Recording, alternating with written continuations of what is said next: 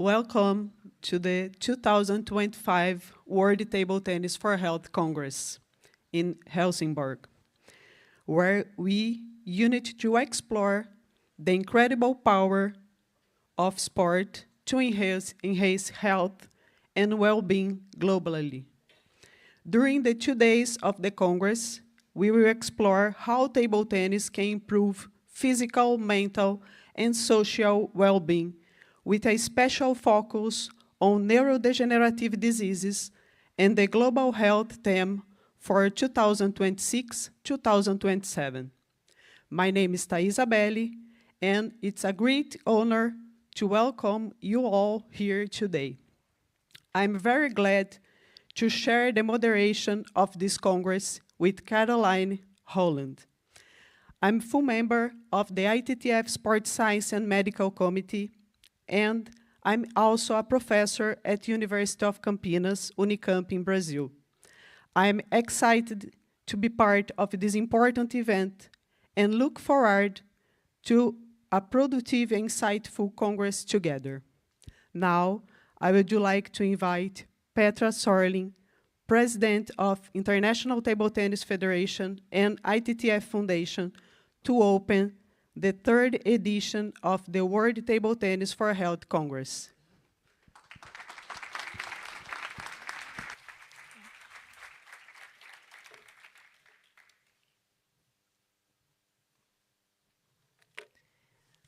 Hello, everyone. Good afternoon, and a very warm welcome to Helsingborg and Sweden.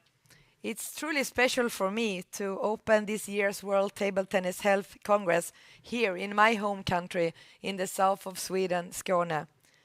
But yes, it is November. It is not the time to come to the south of Sweden. This is a very, very beautiful place, and I really hope that you enjoy it here and that you will come back also maybe in May, June, July, and also to enjoy the beautiful city. But I know that our sport, table tennis, is an amazing sport, and that is why we can even be here in November having a great fun together. I came earlier today from Romania, from the youth championships, the youth world championships. But even if it was very exciting to see the youngsters play there on the highest level in a very nice venue in Romania, it made me even more happy to see that you were dancing here in Helsingborg, and I will go there and I will meet you all. And I saw that you had great fun, and I hope that the matches also went the way you want. Having the festival and the Congress is very, very important for us. Not only for those of you who are here present, but also for all our global table tennis community and those that are following us here today. Over the next 2 days, we will bring together researchers, health professionals, coaches, program leaders, and partners who all will share their beliefs that table tennis has the power to change life. We know that our sport can support physical health, mental well-being, rehabilitation, and social connections. But the work we do here is essential to making that impact stronger, more visible, and more widely accessible. This is a place where new ideas are born, where research can meet practice, and where new collaborations can spark. So really, take the opportunity here also to ask questions and discuss, because that is how we can move forward together. I want to thank everyone who has traveled to be here and to all the organizations and individuals committed to advancing table tennis for health. I'm very excited to the discussions, the connections, and the inspiration that will lead to result from this Congress. A special thanks to Ultimate Table Tennis, our partner. Their support is very much appreciated. And of course, I also like to take the opportunity to thank all the staff and the local organizers here in Helsingborg and Swedish Table Tennis Association and the city for making this possible. And not to forget also our technical team in the left corner. I felt so comfortable when I really felt that I'm at home. But I wish you all a productive, insightful, and an energizing 2 days here. Welcome, and let's make this important milestone for table tennis and for health. Thank you and welcome.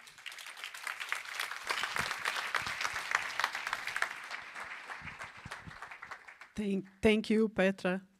And now I would like to invite Annika Anderson, Director of Health and Social Care and Eisenberg City Representative, for your welcome words.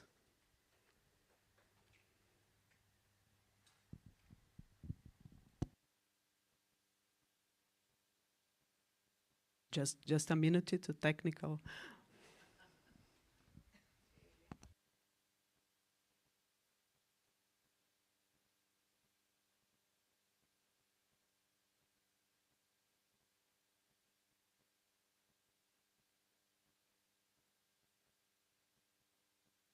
Okay. Annika, please. Good afternoon, everybody, and welcome to Helsingborg. I'm very happy to see all of you here today. Players, researchers, organizers, and guests from many countries. My name is Annika Andersson, and I'm the Director of Health and Social Care in Helsingborg. It's an honor for us to host this World Table Tennis for Health Festival.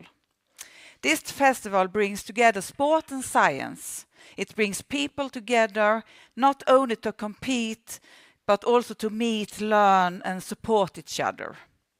Helsingborg is a city that cares about health, inclusion, and participations. We want everyone, no matter of age or ability, to have the chance to live an active and meaningful life. As an occupational therapist, I know how important physical activity is for daily life. Small activity can make a big difference for health, for confidence, and for quality of life. And this festival shows that very clearly. This festival, with a focus on Parkinson and Alzheimer's, reminds us how important physical activities is. It helps the body, but it also helps the mind and the heart. I want to thank the Swedish Table Tennis Association, the ITTF Foundation, and all partners and volunteers. Without you, this event would not be possible. And to all players, a warm welcome. You inspire us. Your energy and courage show us the sport is about much more than medals. It's about joy, community, and hope. Research shows that physical activities and social contacts can make a big difference. It can slow decline, lift our mood, and bring meaning to every day. But research cannot measure everything. It cannot measure the feeling when we play, when we laugh, and when we belong. That feeling is what I think this celebrate this week. As a city, we learn from you. This event help us to think in new ways about health and care, not only at the hospitals and at care homes, but also in the parks, sport halls, and in the community. Health is something more and something we build together. So on behalf of Helsingborg, thank you for being here. Thank you for your time, your stories, and for your knowledge. I hope these days give you new friends, new ideas, and new strength. Please enjoy the festival. Enjoy our city, even if it's cold, and enjoy the game. Welcome to Helsingborg, and welcome to the World Table Tennis for Health Festival.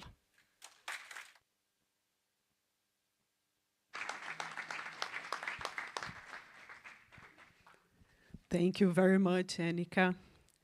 And now, let's move on for the keynote speech for the Congress. And we welcome Reka Veris.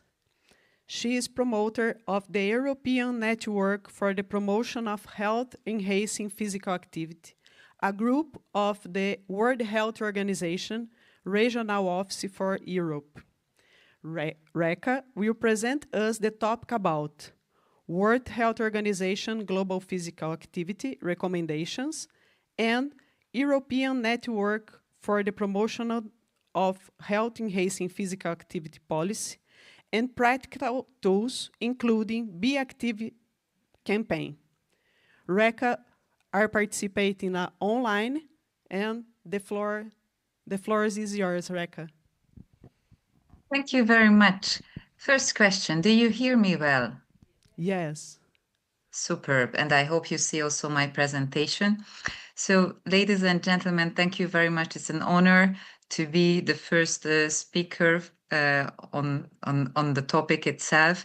My name is Reka Veres. I'm Hungarian as nationality. As a short introduction, this is my LinkedIn page. I consider myself a EU sport policy expert and a HEPA promoter. HEPA is an abbreviation for Health Enhancing Physical Activity. And I would like today to put you in the conceptual context of physical activity on the global and on the European scale, which sounds a bit serious, but actually it affects our everyday life. So I guess many of you are aware of the WHO physical activity recommendations. WHO is, you know, the World Health Organization, and it has a global recommendation for us, for everyday citizens, how many minutes we should move during a week. And it is not a very big challenge, and it is not a new information. WHO says that we should move every week at least 150 minutes with moderate or vigorous physical activity. This is a recommendation for adults. But let's see a little bit in details, because there are some novelties from the recent years. We all have children. Some of you have grandchildren too, and WHO has recommendation on our children and grandchildren, because due to the advanced screen time, it was reasonable to have clear guidance on and limits, let's say, on those activities and promote physical activity as much as possible. WHO has recommendation for the age of 1 and 2. You see it on the left up corner. For the age 3-5. And we should remember that it's not only about physical activity, but it's also about sedentary, inactive time. And the children shouldn't sit in a row more than 60 minutes in front of screen. This is one of the cornerstones. And the smaller the children are, the more they need to move. And actually, it's funny, because the older we get, we need to move the more too, in order to be in shape. It means that after the age of 5, between 6 and 18, children should move every day at least 60 minutes, like actively sweating a little bit every day. It is easy, for example, in Hungary, because we have everyday physical education at schools, but it's not the case in all the countries. And then between 18 and 65, we have this 150 minutes. If we want to have extra health benefits, then it's 300 minutes recommended a week. And then when we are getting older, we all know that we have a little bit of challenge in balance. So extra balancing activities are recommended, and we shouldn't forget about muscle strengthening activities that should be also part of our weekly routine. And why is it here every move counts? Let's see the next slide. It's actually also in the title of the WHO recommendation. It's guidelines on physical activity and sedentary behavior, because now it has become clear that even if we have active moments, hours during our day, we sit so much, then the active time which we spent dedicated with exercise cannot balance the too many sitting hours, the too many sedentary time, and that's why we should also focus on the very tiny micro exercises, the every movement counts theory and principle.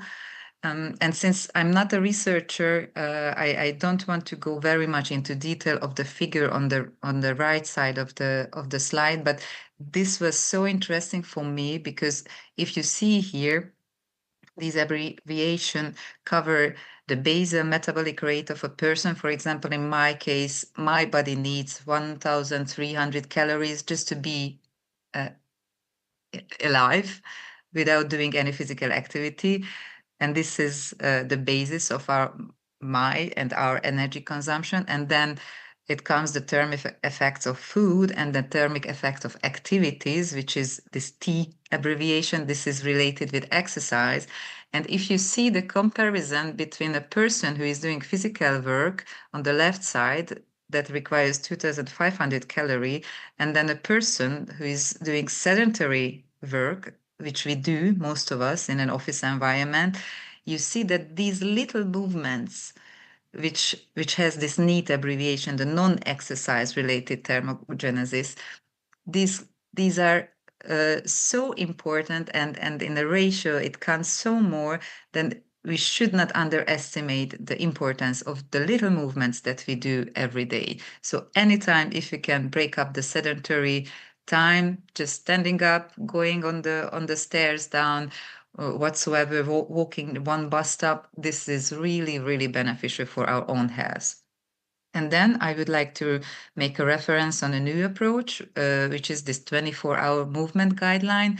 This is very similar to the first slide where you found recommendations for the small children, not only about physical activity, but about sitting time and sleep. So the 24-hour movement guideline is considering our 24-hour day, and it's trying to have a balance between not only the physical activity time, but also about sedentary time and sleep time, and take it as a holistic approach. So we know now that WHO has this recommendation of meeting these physical activity level, but how do we meet that?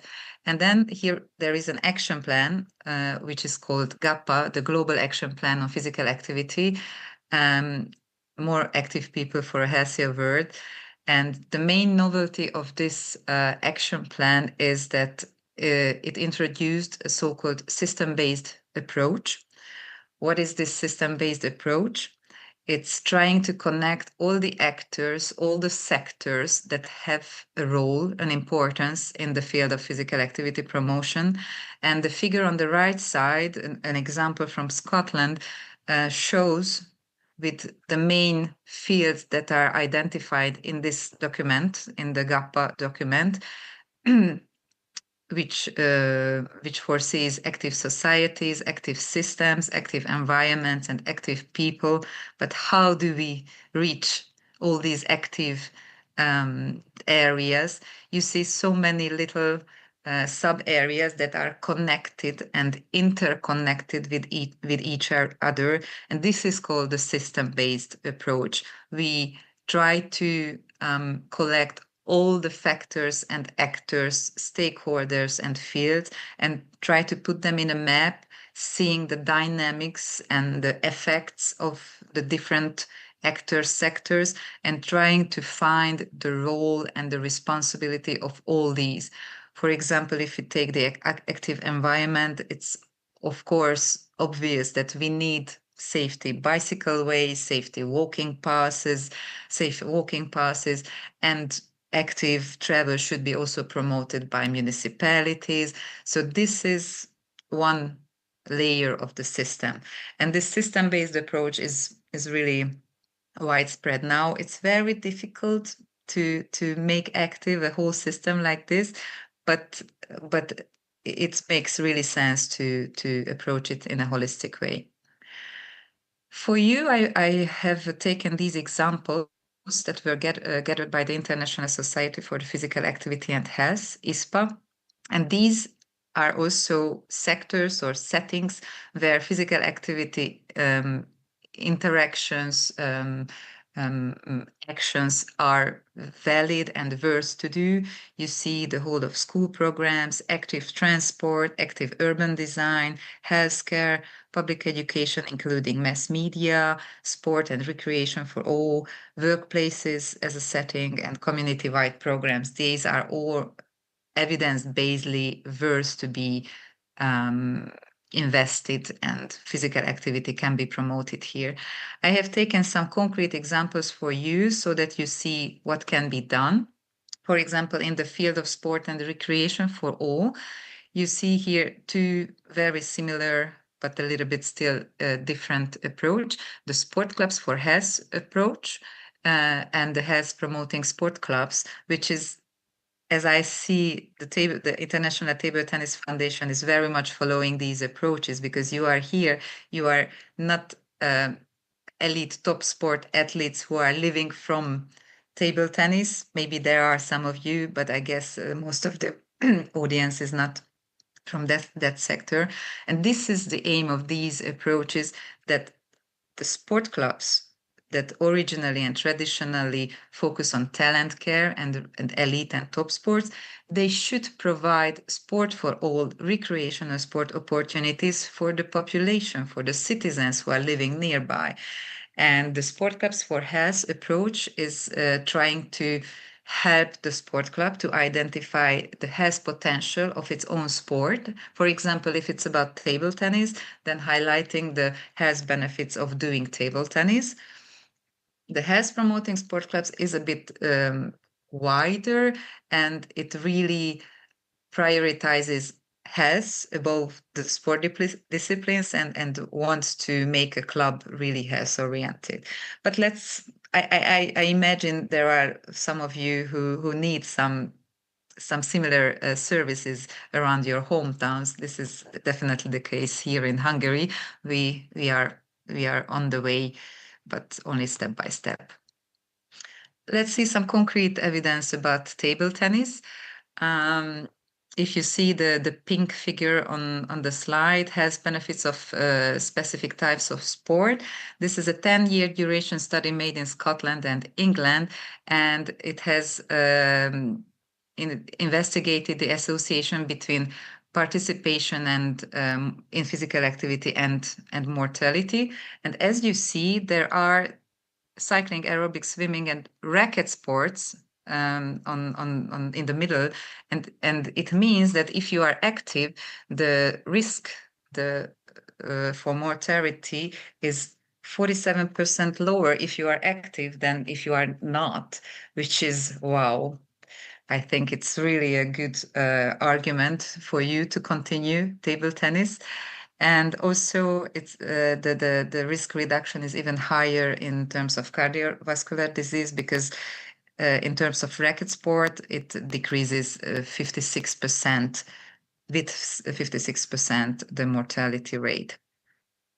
There is another study which is about a 6-month table tennis training implementation for older men who were not active, and there is clear evidence that there are plenty of health benefits just due to that half a year intervention. So please keep on going, keep on practicing table tennis on a very regular basis. Let's see another example from the healthcare setting. Since you are in Sweden, I thought I will bring this very well-known example from Sweden, which is called the FIS, the Physical Activity in Disease Prevention and Treatment, which is a patient-centralized, individualized counseling approach. And this is connecting the health sector with the sports sector. Imagine you are going to the doctor, and the doctor is writing for you a prescription, going not only giving pills, but it's advising for you to go and do some sports. And it can be even table tennis or walking or swimming or whatsoever opportunities there are around you. And the Swedish example was so successful that it has been adopted by another 10 European countries in the framework of an Erasmus Plus program. And this is really a pioneering and good example. Then another Scandinavian very current example, this mini intervention model for the promotion of physical activity. Not only the health care professionals, but imagine you go to social workers, for example, you are unemployed and you go to a social office, and the officer who is dealing with the unemployed people are posing these questions for you. You see it's about, you see the questions here, it's about making you aware what kind of physical activity or sport you did before, and if you are inactive, it is trying to raise your attention, what could be done, what could be recalled from your old life, and what kind of potential there is, or what new activities you would like to do. This is right now tested in Helsinki, and we are waiting for the results. I'm not sure about my time, but I have the impression that I should speed up a little bit. So let's turn now to the European Week of Sport, which is one of the most known campaigns in Europe. I hope most of you have heard about it. It's between the 23rd and 30th of September. It is a campaign by the European Commission. And for you to understand the background of the whole EU sport policy concept, I really quickly go through the milestones of this.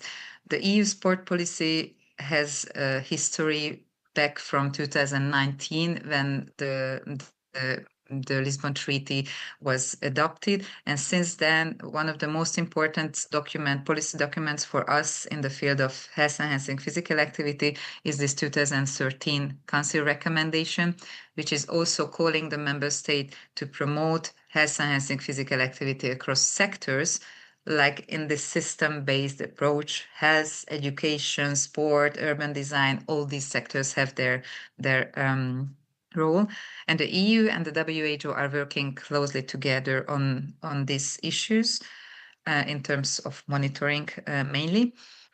Then you might be aware of the Erasmus programs that are supporting many of the projects. I think ITTF Foundation is also well benefiting and using this program for health promoting purposes, and this is also the backing program for the European Week of Sport.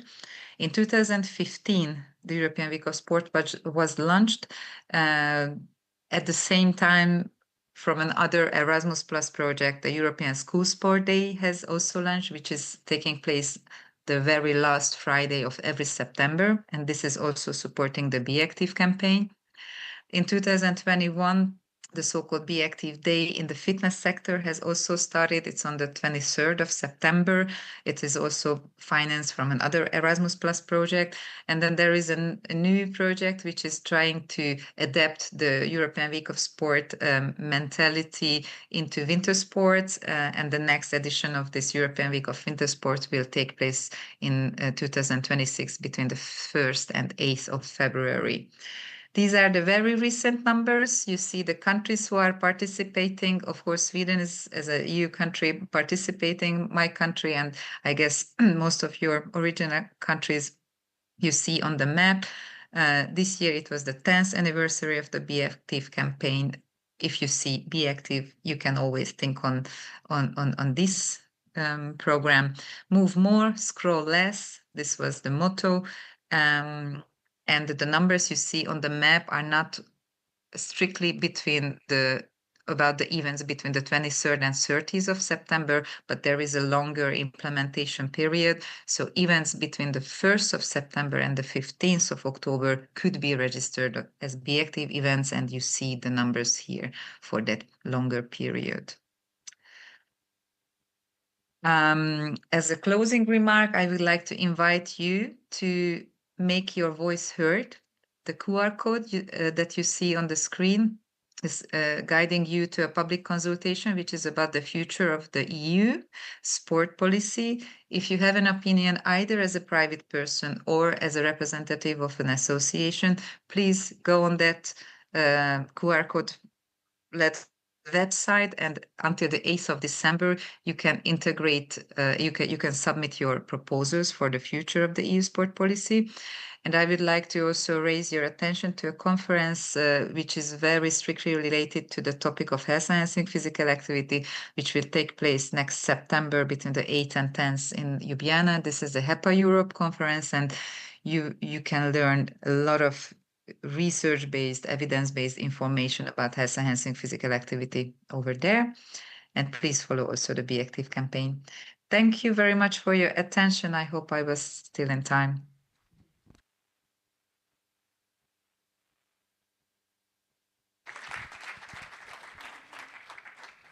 Thank you so much, Reka, for your contribution. It adds significant value to our discussion during our Congress. And now I will invite Monica, please.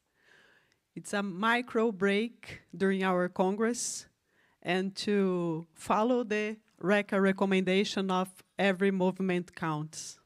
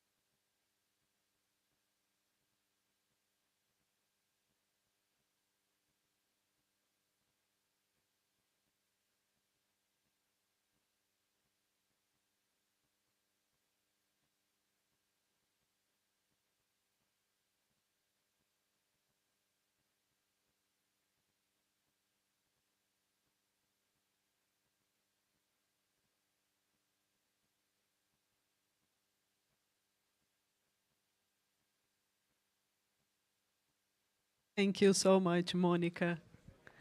And to share with all of you that all the presentations will be available at the website after the Congress, okay?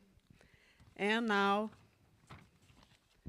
our next session, we will focus on the state of research on sports for health. And I'm super excited to welcome two panelists today who work on this topic. Sofrid Bratland Sanda is professor at the Department of Sports, Physical Education and Outdoor Sciences at the University of Southeastern in Norway. She does research in physical activity and health, exercise physiology, nutrition, and dietetics, psychiatric and public health. She is the leader of the research group Health and Exercise in a Life Course Perspective. And together with Sofrid, Marc Alexandre Guillot is a teacher of adapted physical activity and a researcher engineer in biomechanics. He specializes in studying the effects of physical activity, both physiologically and biomechanically, in people with multiple sclerosis. His research aims to understand the impact of the disease on physical activity and vice versa, in order to improve return to activity and rehabilitation through adapted physical activity. The floor is yours, Sofrid and Marc.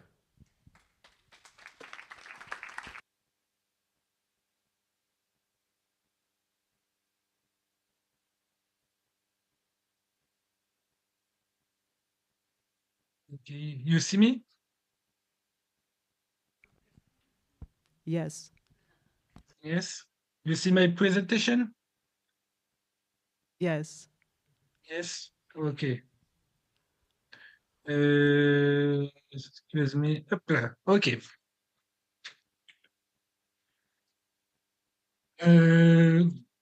Good afternoon, everyone. It's an honor for me to be with you today. Thanks to ITTF Foundation and the Swedish Table Tennis Association. You have to excuse my somewhat overly academic presentation is due to three things: professional habit, my first presentation in English, and my level of English is not very good.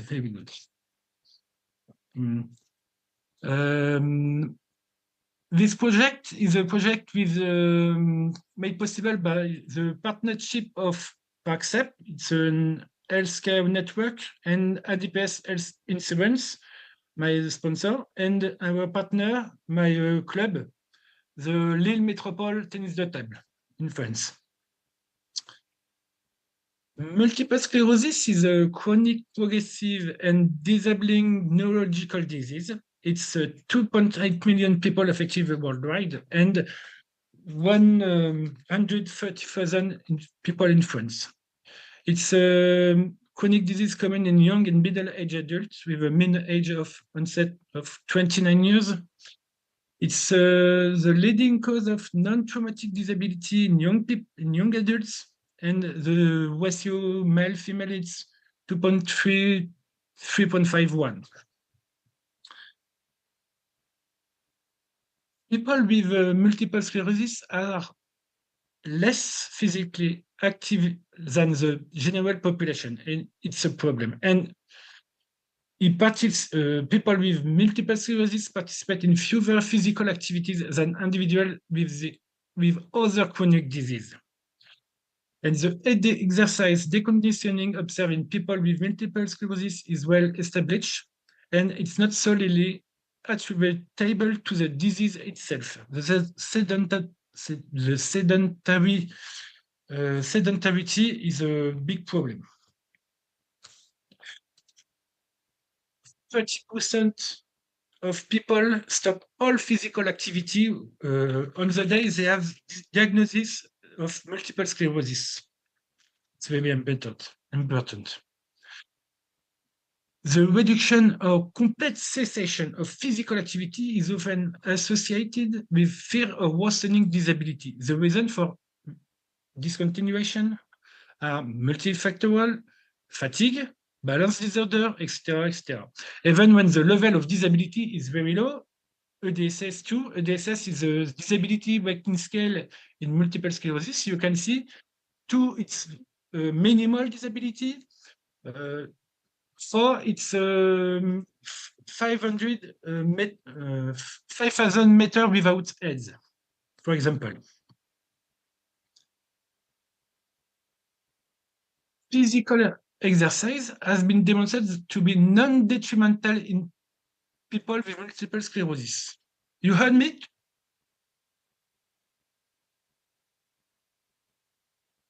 Yeah. Excuse me. You heard me? Yeah. Yeah. Oh, excuse me. Okay. I come back. Up. Okay.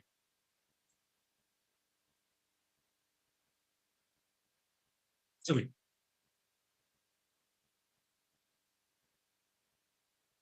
Physical exercise has been demonstrated to be non-detrimental in people with multiple sclerosis. Randomized controlled trials have provided evidence that among ambulatory patients with MS, physical training leads significant improvements in physical capacity, reduction in fatigue level, and enhance quality of life outcomes. Moreover, specific MS-related symptoms, including fatigue, spasticity, muscle strength, as well as gait and balance impairments, have been improved by regular physical activity. In general, the study shows that table tennis may help maintain cognitive capacity and limit the onset of senile dementia. In Parkinson's disease, the training of table tennis is feasible and safe, and regular practice may improve balance and mental well-being and increase daily physical activity levels. For other adults, table tennis improves reaction time and agility performance. And in multiple sclerosis, there's no study at this time. We do a project with on 40 weeks program, one specific session per week, 1 hour, 50 minutes, and three sessions if they want. Program adapted to individual needs, weight transfer, balance, coordination, stretching, and so on. We evaluate the distance covered on the 6-minute walk test. The quality of life with the CEP 59 is a questionnaire, French questionnaire. Fatigue with the EMIF-CEP, self-efficacy, and physical activity self-efficacy. Self-efficacy is excuse me. Self-efficacy refers to an individual's belief in his or her capacity to execute behaviors necessary to produce specific performance attainments. Self-efficacy reflects confidence in the ability to exert control over one's own motivation, behavior, and social environment. This cognitive self-evaluation influences all manners of human experience, including the goals for which people strive, the amount of energy expended toward goal achievement, and likelihood of attaining particular levels of behavioral performance. So we have a little population, 8%, average age is 48, EDSS is 3, it's a minimal disability. All person can walk without aids, except one person with 2 crutches. And the disease duration is 15 years. When we look at the 6-minute walk test, we can see that an improvement of the performance. It's more 20 meters, 30 meters, but no significant difference in statistics. But an improvement. In the STEP 50F, in quality of life, pre-post training, no improvement, no movement except distress. Excuse me. It's how to say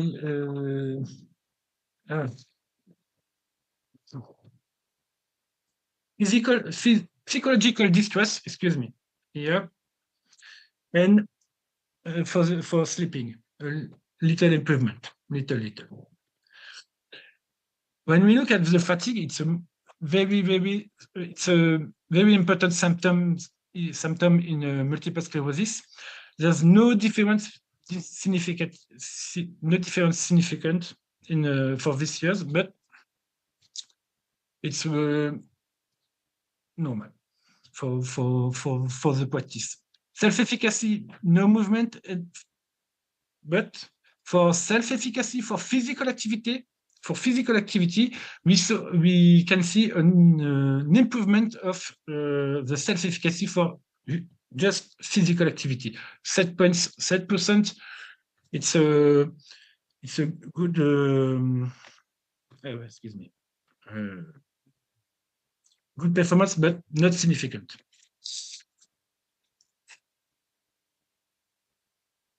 For the project, we note that even so, no changes are statistically significant.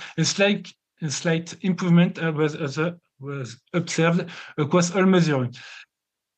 There is limits in the study. Insufficient sample size.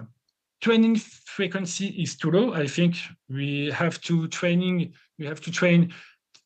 2 or 3 sessions per week and 1 hour 50 minutes for every session. I think it's a good training. Walking distance, self-efficacy for physical activity, quality of life, and fatigue remain indicators to be considered in future assessment. There's no side effects were reported during the study, and the attendance rate, it's 87% over the year. It's a beautiful number. Unfortunately, the impact of table tennis on multiple sclerosis has not been studied. It's a problem at this time, but it's the beginning, I think.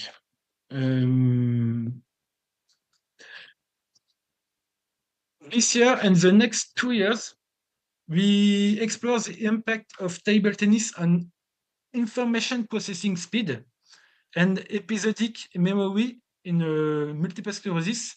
In fact, we have the physical symptoms to manage, but we have also the cognitive disorders to manage too. And it's a very important things to explore, to study. Thanks for your attention.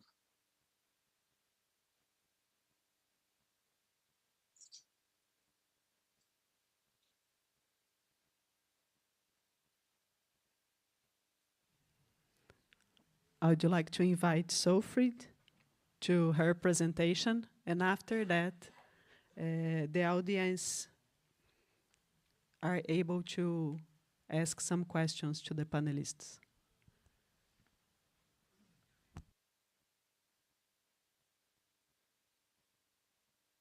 Do you want me to share the presentation? Yes.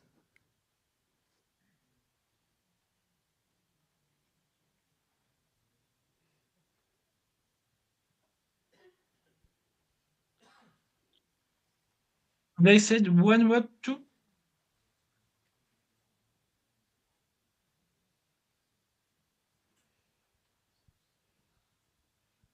Can you see the presentation? Not yet.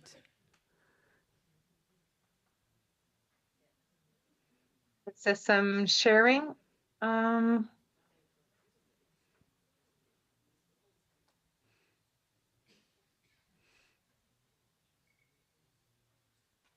Still nothing? We can see you and the small screen version of the presentation. If you, we can use our local copy though. If Okay, I can try once more. let's try once more. Otherwise, we'll use our copy here.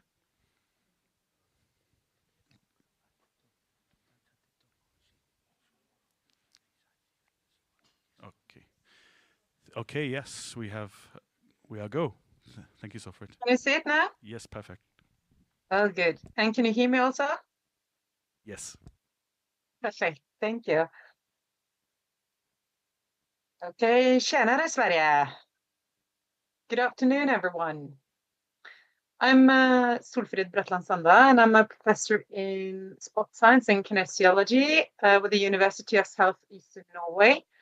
And today I'm excited to share insights from research on the transformative potential of sport for health, particularly for individuals with neurodegenerative disorders like dementia.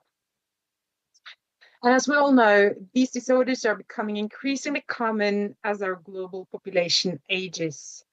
And these conditions don't just affect physical health, they deeply impact on cognitive and emotional well-being as well.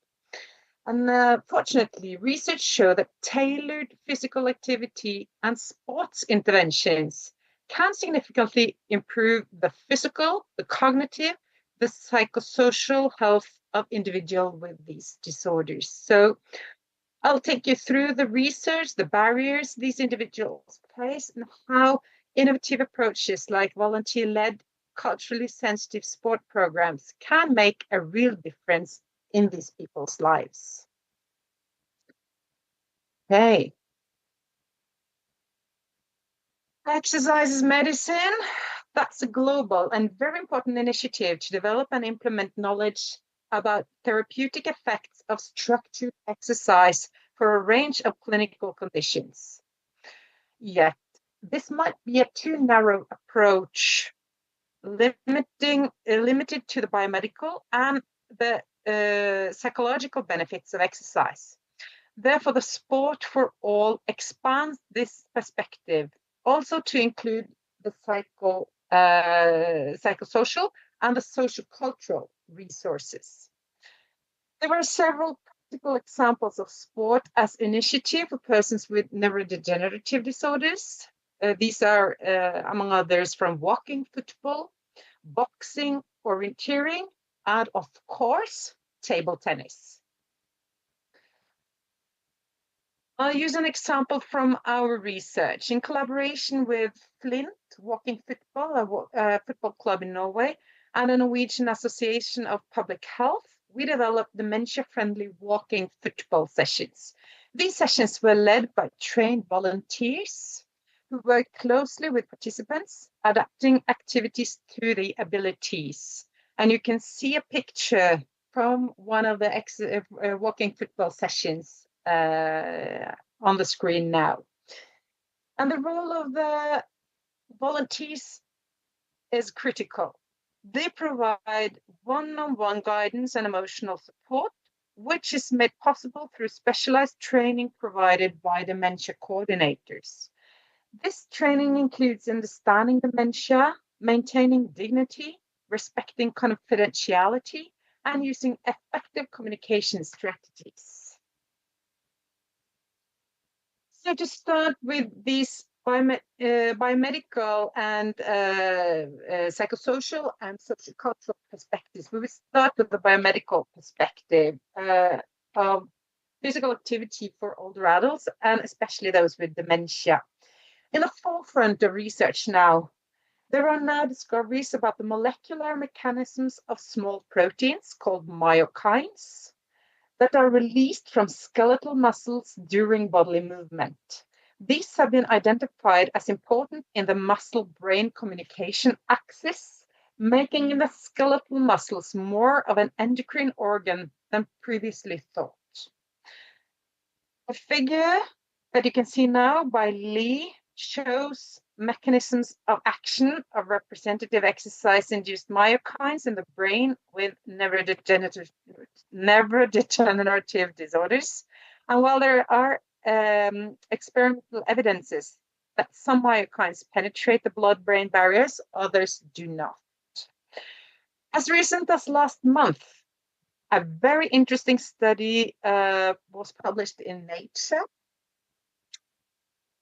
and it presented therapeutic potentials from myokines and myometabolites that signal factors released from working skeletal muscles can reach the brain not only via the blood system, but also through various pathways in the nervous system. So this is the real forefront of this research. We also know that trainability never vanishes. So 12 weeks of structured training provides 20 to 25% improvement in muscle strength and approximately 10% in aerobic capacity for persons aged 60 years or older. This trainability is greater for those who are in the poorest conditions. From the psychosocial perspective, despite the well-known challenges of neurodegenerative disorders, research shows us that individuals with dementia are trainable. They can learn new skills, they can adapt to physical activities and sporting activities, even when their cognitive functioning is quite poor. This is where sports become truly unique and a multimodal intervention that should be applied to a larger extent than it is now. Sports combine physical movement with social interaction, emotional support, and cognitive engagement. For example, walking football not only gets participants moving, but it creates a sense of belonging and emotional connection. It's also worth noting that the benefits extend beyond the participants. Volunteers report that their involvement provides emotional rewards, while caregivers feel supported and reassured knowing their loved ones are engaging in meaningful activities. This is enormous value due to the emotional stress of the caregivers, who are often still in an age where they work and perhaps have responsibilities for underage children. Let's take a step back and think about sport from a broader perspective. Sport and play are deeply rooted in human culture. They are universal experiences that bring people together and enhance our quality of life. This highlights the importance of viewing sport as a lifelong activity. It's not just for the young or for the physically fit. Sport can and should be inclusive. Everyone, regardless of age, cognitive health, deserves the opportunity to play, connect, and thrive. And recent research shows that this also is beneficial in a sociocultural perspective for these clinical conditions. A neurologist and a child psychiatrist from Norway expressed that children who cannot play are at increased risk of developing mental health challenges. And this was in the context of a debate of lack of play and lack of physical activity in schools. We need to remind ourselves that lack of play also is a hazard for health among the elderly. Remember, we don't stop playing because we grow old. We grow old because we stop playing. Now to the more structural barriers. There are promoting sport for all and sport for health isn't without challenges. And what we know in the forefront of state of the art now is that using this socio-ecological model for health promotion, we know that one of the biggest hurdles and knowledge gap is the lack of policy support and the lack of cross-sectional collaboration. This barrier lies at the level of both local communities and structural and policy level at national level. Without these collaborations, it is difficult to establish sustainable programs that reach those who need the most and who also benefit the volunteers. Because recruiting and retaining the volunteers are another obstacle. Programs like dementia-friendly walking football, martial art, table tennis, etc., relies heavily on passionate individuals who are willing to give their time and energy. Okay, there's a lot of opportunities, but there are also a lot of knowledge gaps that we need to close together. So I want to end this talk with a picture of Norway's former Prime Minister, Erna Solberg. She visited the walking football club and the walking football group for persons with dementia in our pilot study. We need to remind ourselves that sport is play with advanced rules. We never get too old to play. We never get too old to learn how to play new games and obtain new skills. Thank you so much for your attention and best of luck with your conference.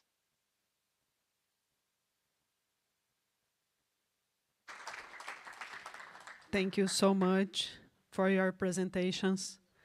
And I would like to invite the audience for questions for the panelists. So I will start with some questions.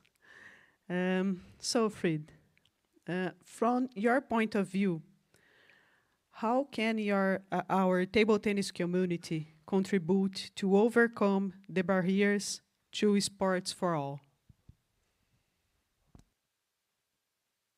I think making it inclusive, lowering the threshold, and pointing out that the skills that you need to play table tennis can be obtained also in older ages. So you don't have to have experiences by playing table tennis before, and then making it inclusive.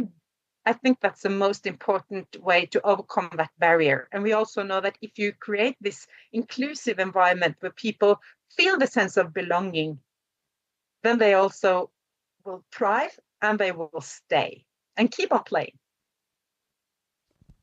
Very good. And maybe a safe psychological environment too. Absolutely. Thank you.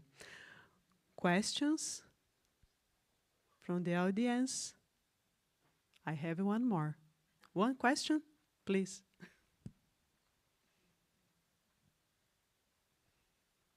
Two questions. Very good. Thank you. My name is Eva-Lena Jansson. I'm the chair for the Parkinson Association in Sweden.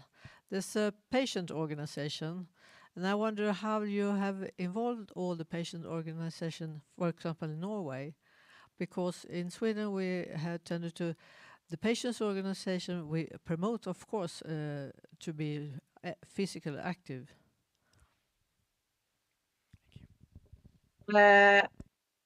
very good question. The pilot study is a co-creation actually between the municipality of Tønsberg and the football club Flint and the patient or the user organization, the local dementia association in Tønsberg.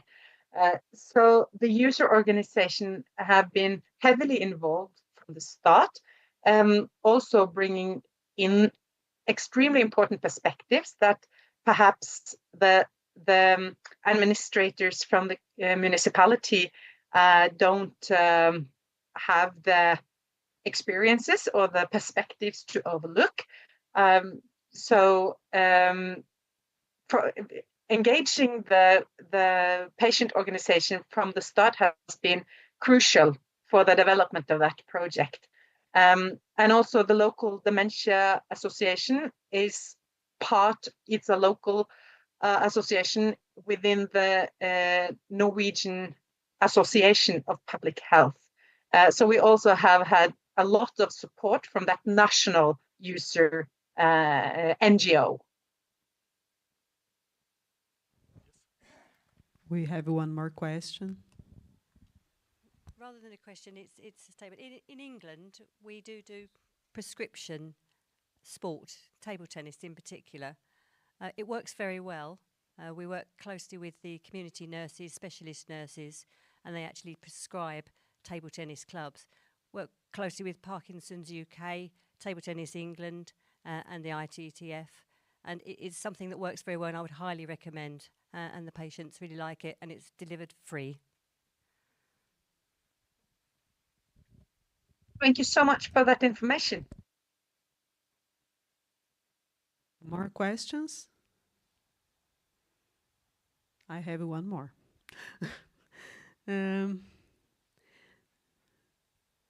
Why it's so important to understand the impact of sports from biomedical, psychological, and sociocultural perspectives?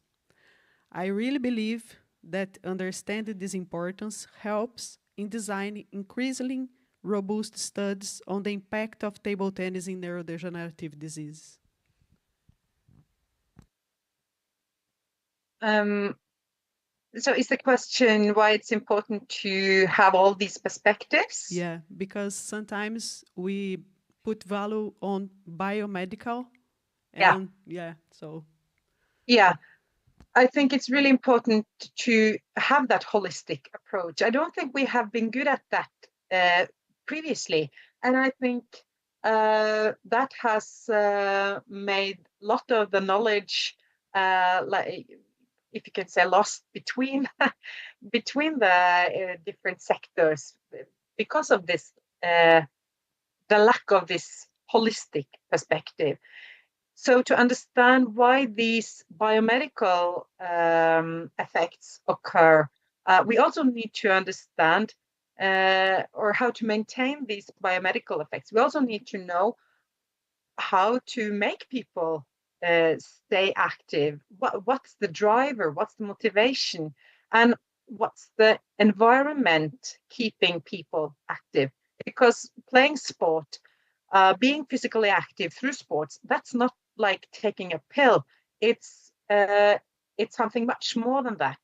And that is also why I think we should acknowledge all the very important biomedical effects from being physically active. But I think we need to increase the level to see that it's much more complex. And the benefits are also much more complex. And if we have that approach, that more holistic approach, I also think it's more important to have politicians prioritize these kind of activities because, we're still humans, as one of the persons with dementia said. Thank you so much. And one more question. The last one. Is there a study that compares the difference between being physically active at home or in a group to show? Yeah, that's a very good question. In our pilot study, it was only walking football, and I know that most of the research I know within these clinical conditions, they have been conducting the exercises in groups because it's believed that it has an added value. Yeah, but it's a very good question. Thank you. So I would like to invite our audience to join me to applauding our panelists. And thank you so much once again.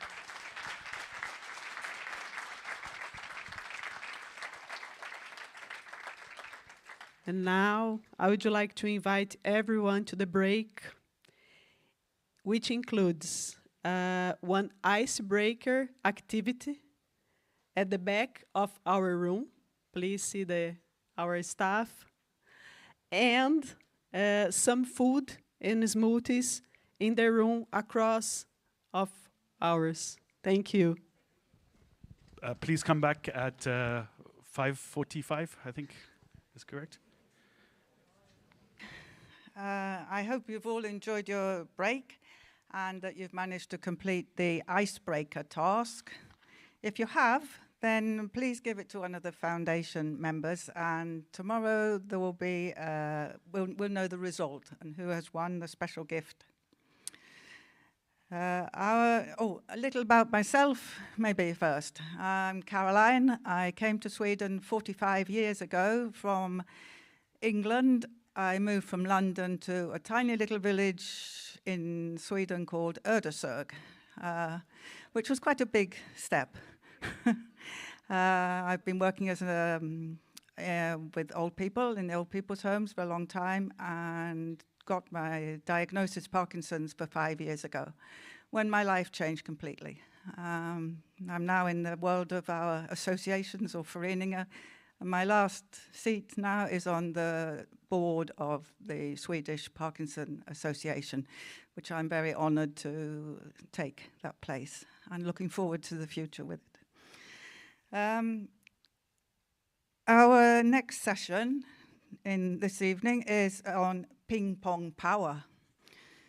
During this session, we will have presentations from Pingis Parkinson, brain recovery through table tennis, and we'll be joined by colleagues from Helsingborg's Boxing Club, who will talk about the power of boxing to retain our physical and mental strength. First up, how we have Parkinson Pingis.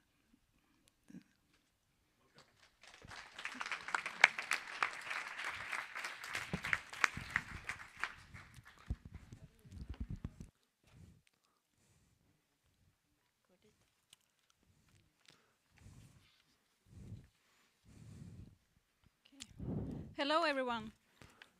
We are very happy to be here today. My name is Jessica Larsson, and I'm the project manager for Pingis Parkinson. I work together with Ulf Ekström and Karin Gill. This is a 3-year project run by Spårvägens Table Tennis Club, the biggest club in Sweden. It's financed with money from the Swedish Inheritance Fund. The goal is to increase the number of table tennis players with Parkinson's disease across the country, contribute to physical activity, social interaction, and improve quality of life.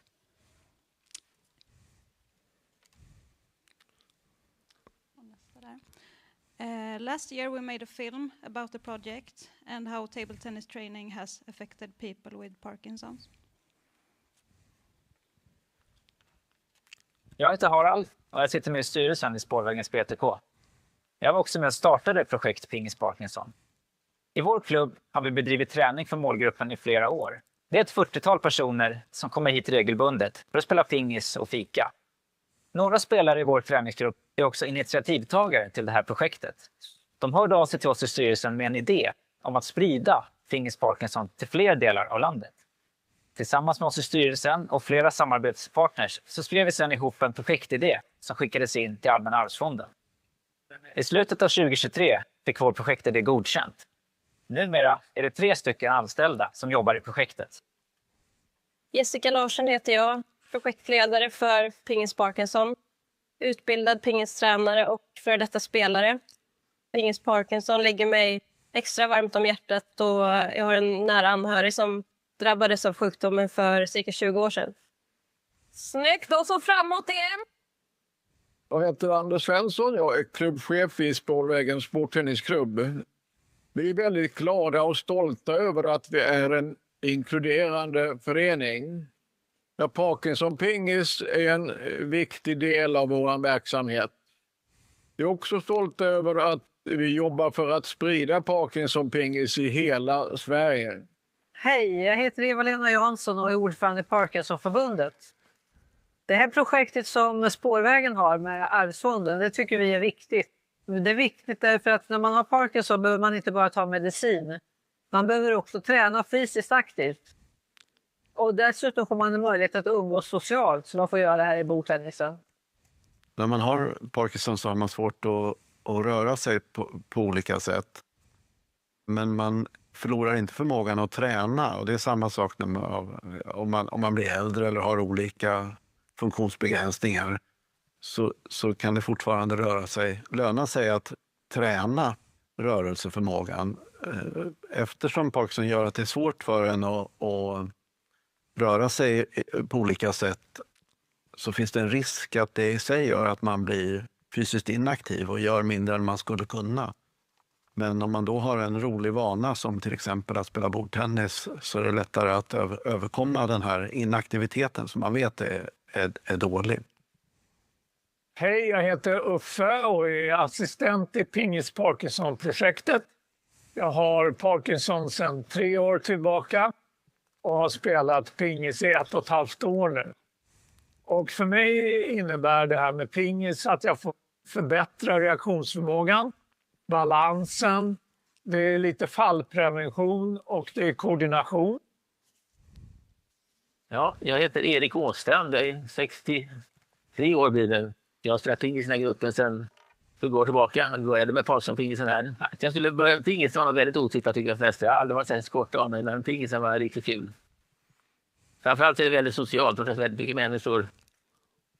Jag har varit runt på en del tävlingar runt om världen. Jag har spelat 5 VM i New York, i Berlin, i Kroatien, i Österrike och Slovenien. Jag är med på alla där, så jag åker runt för att inget alls. Sen träffar massa folk som vänner runt om hela världen. Jag kan inte jämföra med någon Erik som inte spelar pingis, men jag känner att för mig så betyder det här väldigt mycket. Efter 17 år med Parkinson så är det väldigt bra. Hej, mitt namn är Karin Gill och jag jobbar för Pingis Parkinson. Jag har spelat pingis i nästan hela mitt liv. Jag är också utbildad sjuksköterska. Det har vi nytta av i projektet genom vårt samarbete med sjukvården. De träffar då ofta vår målgrupp först och kan sprida informationen kring projektet. Så vi kan få fler medlemmar i våra olika Parkinson-grupper med pingis runt om i landet. Pingis Parkinson bidrar till en väldigt fin gemenskap för den här målgruppen. Förutom att de tränar tillsammans och reser iväg på tävlingar så har de en fin fikastund i mitten av träningen. Där de pratar om livet, om barnbarn och väldigt lite om sjukdomen egentligen. Så det blir en väldigt trevlig och positiv stund för alla som är här. Hej, Maria Vänerskog heter jag. Jag fick min Parkinson-diagnos när jag precis skulle fylla 50. Det är 11 år sedan. Det var omtumlande och skrämmande och man kände sig väldigt ensam och liten. Jag fick kontakt med Parkinsonförbundet och de hade ett nätverk för yngre personer med Parkinson. Så det var väldigt bra att träffa andra i liknande situation och ålder.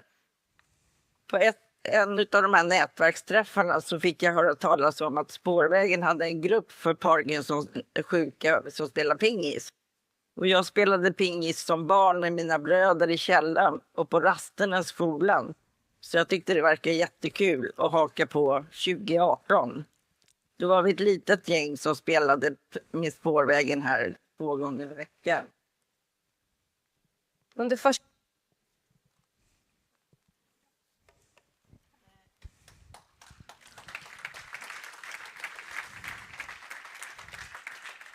Thank you. We are incredibly proud of this project, and every day we're reminded of how powerful table tennis can be for people we meet. In only 2 years, we have helped establish training in 18 clubs in Sweden, providing them with founding, education, equipment to keep participation affordable. So far, around 500 people with Parkinson have taken part in our activities, and many of them now play regularly in their local clubs. On the map, you can see all the places that currently offer training in Sweden, and the blue dots show the locations where we have supported new sessions to get started.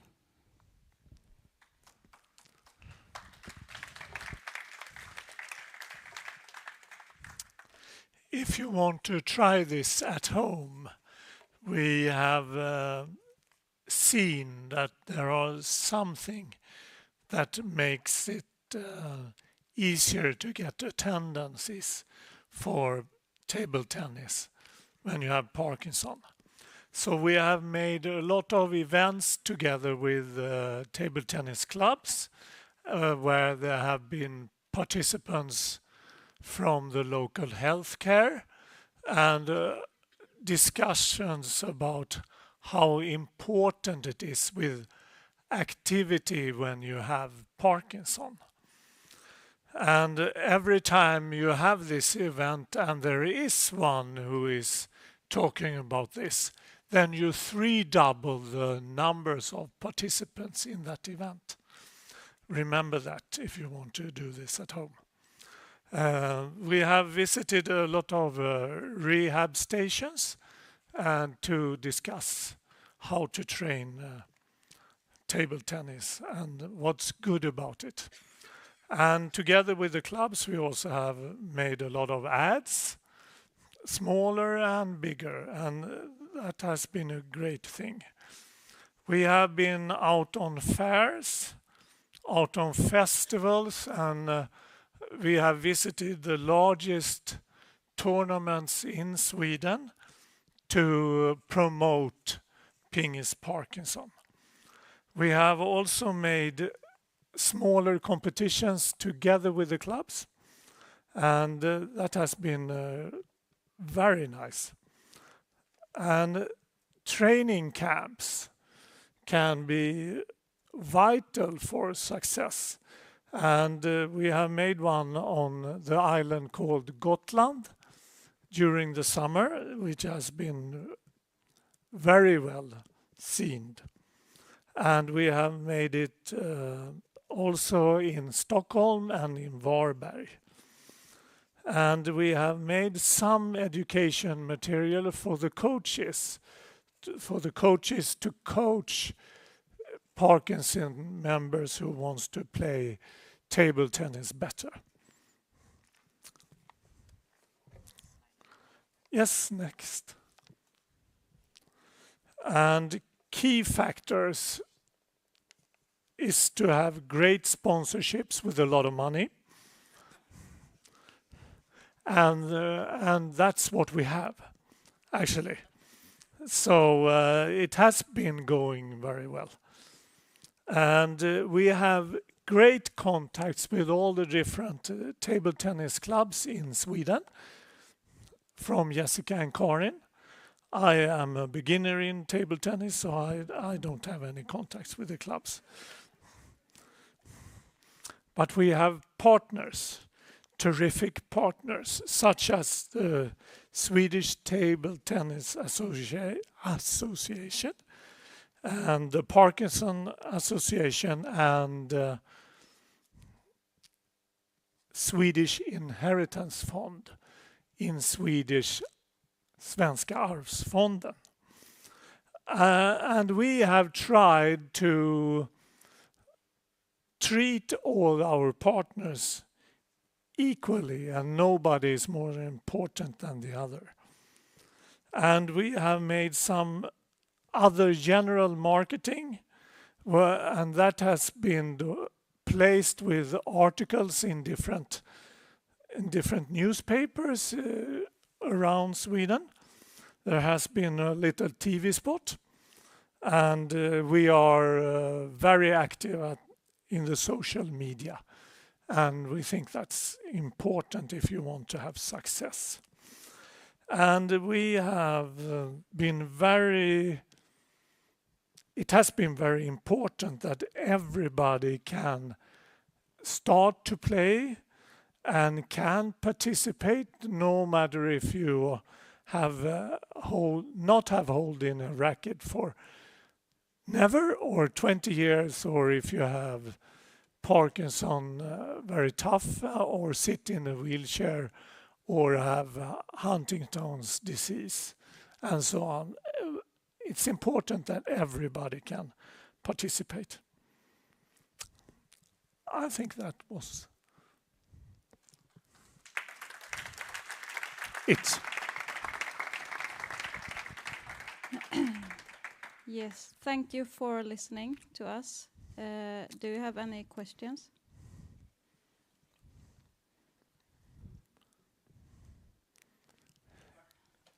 In the back.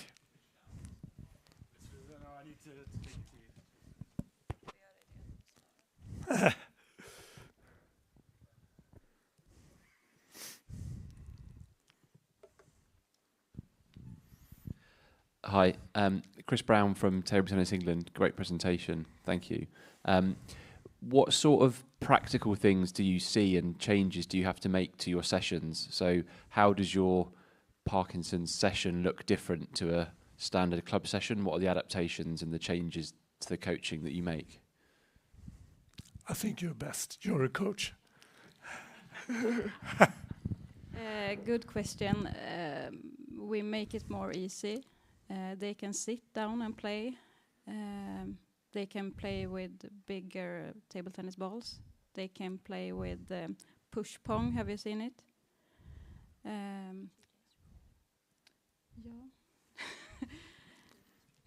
Good instructions. Maybe you have to say it 3 or 4 times. Yeah. And what more? We have 3 trainers, coaches, and before we had only 1, and that has been a great thing when you can spread it all over the group. We are mostly 30 players each time, around 30. So it's needed to have 3 trainers. Hello. Just to say also, the people joining online, you can also put your messages in the chat and we will ask them here. Hello. I would like to know, because I have like this doubt about practicing with your left hand or your right hand. I mean, have you find difference if one person is right-handed? Do you make him play with the left hand and you have like more advantages, or it's not relevant? No, not in Parkinson table tennis. We haven't noticed that. Because I have a player who played for 20 years. Mhm. He's right-handed, and I don't know if I teach him with the left would be better for him. Why so? Why would that be better?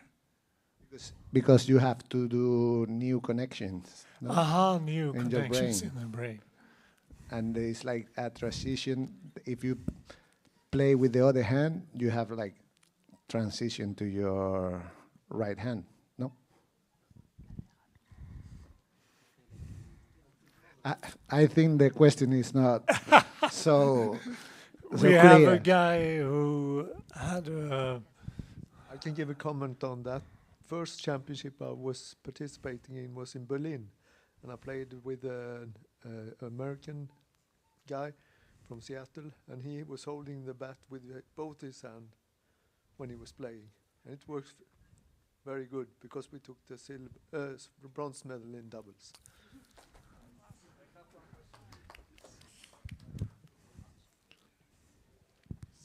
Oh, you wanted them. Yes, I want to ask, is there any tremor in the one hand or the other of this player? Because that could be good to change and to do something, some exercise simultaneous, so the tremor will reduce. So it's possible to play with one hand and to do something with the other one. So the tremor will reduce, working on that.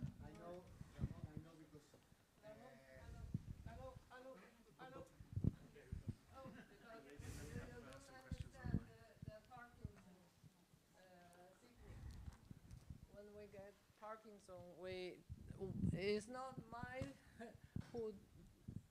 it's not myself to control the hand. It's my brain. Even I want to do better work. It didn't listen to me, this arm. So every time you go to the doctor, every person who find out you have a Parkinson, you always get a result is which part of my body is damaged or Parkinson. So in my case is right side. So I really hate this side because the medicine treatment is all go to this. Yeah, they cost a lot at the beginning, and then they work a lot with my right side, but still not correct. I don't like this, and even my coach doesn't like. He said, "Can you make it better?" I cannot, even if I have take medicine treatment. I try to use left hand because I think this a new, fresh one, and never damage this one. Maybe I can start this one as I was a child, but not so quick. You need so many years to change a new arm, a new hand. But I don't know which part of my brain is working with this one. So that's the question.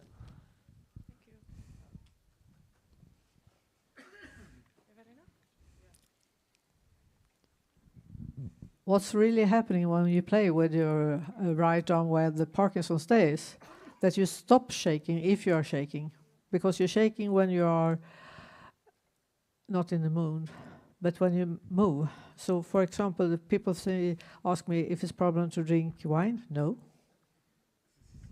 But it's a problem if I stand still with a hand. So, no, it's not wine either. Sorry for that. But if you're using your hand, it won't shake unless you are, of course, tired or off medical. And then you will shake a lot, even though you're nervous. But when you hit the ball, no problem. Today, maybe later, but not today.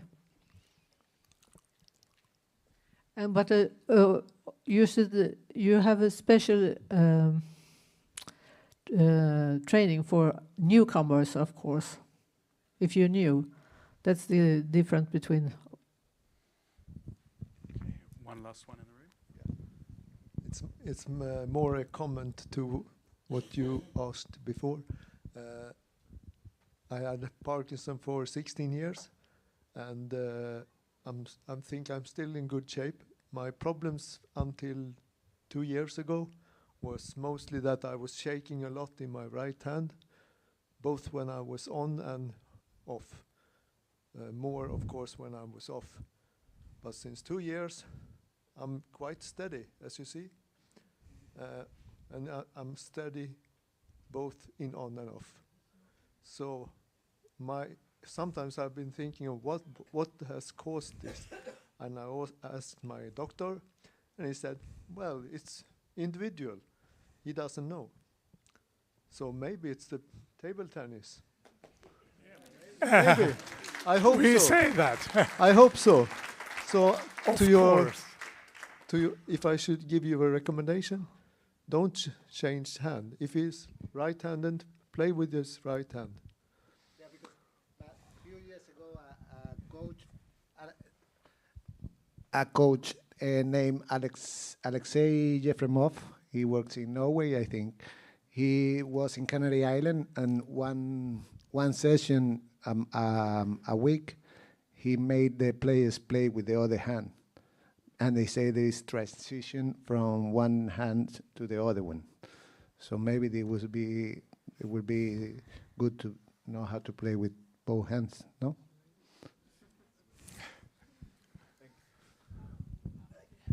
I can always also say in my profession I use a computer device, and earlier I used my right hand, but since I was shaking a lot, I learned to use the left hand, so you can easily switch to become left-handed instead of right-hand if you train and practice. So it's up to we are individuals, that's we have to remember.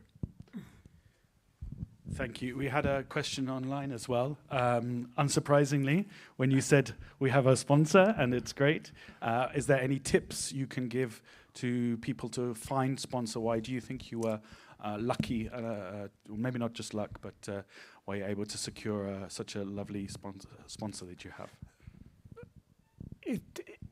It's important to be open-minded and look wherever there is possibilities to get sponsorships.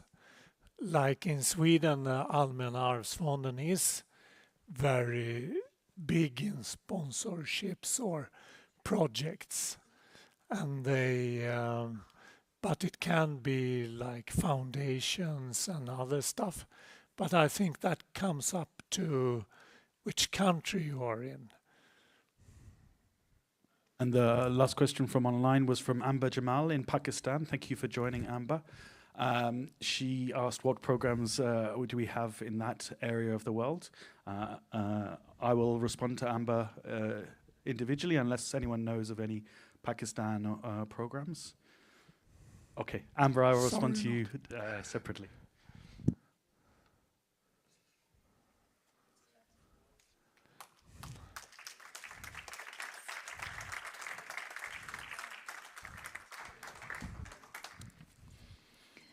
Thank you very much, Pingis Parkinson.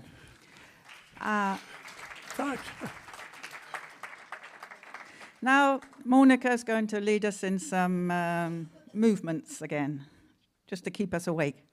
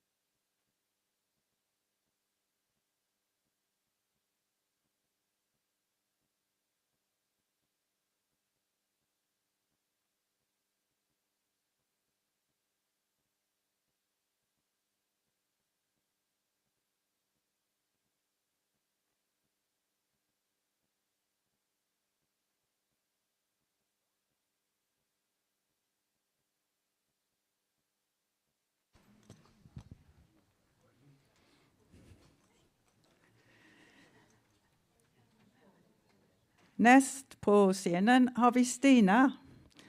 Stina is going to tell us about how table tennis helped her on her journey back to full recovery.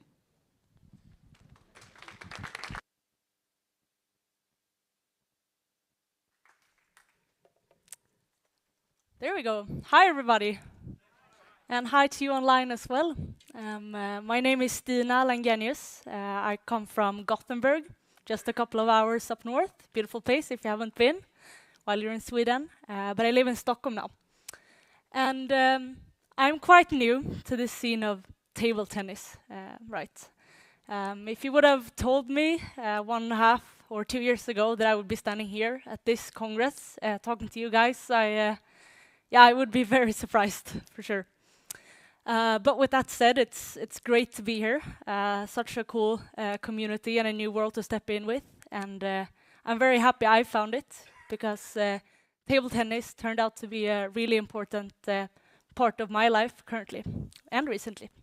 So with that said, I'll tell you why. So as you can see in this video, I come from an athletic background quite different than table tennis. I'm a gymnast, so I like flipping forwards, backwards, sideways, and I do it as a team together with my teammates. The sport is called team gym. It's big in Europe and especially in the Nordics. And it's really a big passion. I've done it my whole life. I identify greatly as an athlete, as a gymnast, and it's something I've always loved to do. And I've, as you can tell, spent a lot of time in gymnastics, right? And I've gained a lot of characteristic and personality traits from that that's really shaped me into who I am. Aside from that, I've also managed to win the Swedish championship and the Nordic championship and the European championship with the national team. Thank you.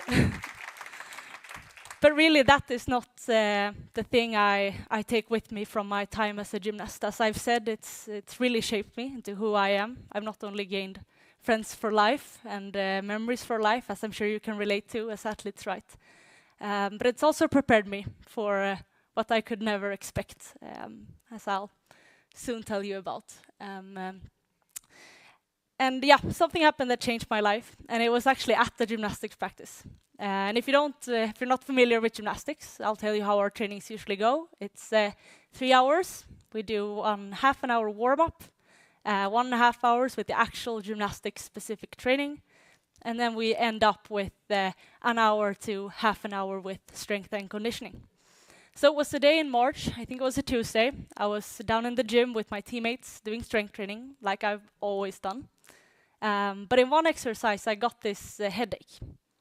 I didn't think of it much right then, because I get headaches sometimes. Sure, it was intense, but I decided I'm just gonna sit out for the rest of the practice, and nothing more with that. So I did. Practice ended. I got a painkiller from a teammate, and I started to head home to the subway. And I bought a fruit for the way home because I thought this must just be a normal case of blood sugar low, right? That happens sometimes. So I get a fruit, get on the subway. Headache doesn't go away. The pain somewhat intensifies, and it moves down to my neck as well. I get rather stiff, but still this doesn't really get me scared in any way. But then I get to my stop. I stand up, I get off, and I realize my balance is off. I can't walk straight any longer. And this is when I get scared. Because as you can tell, as a gymnast, balance is one of my strengths. I have good balance.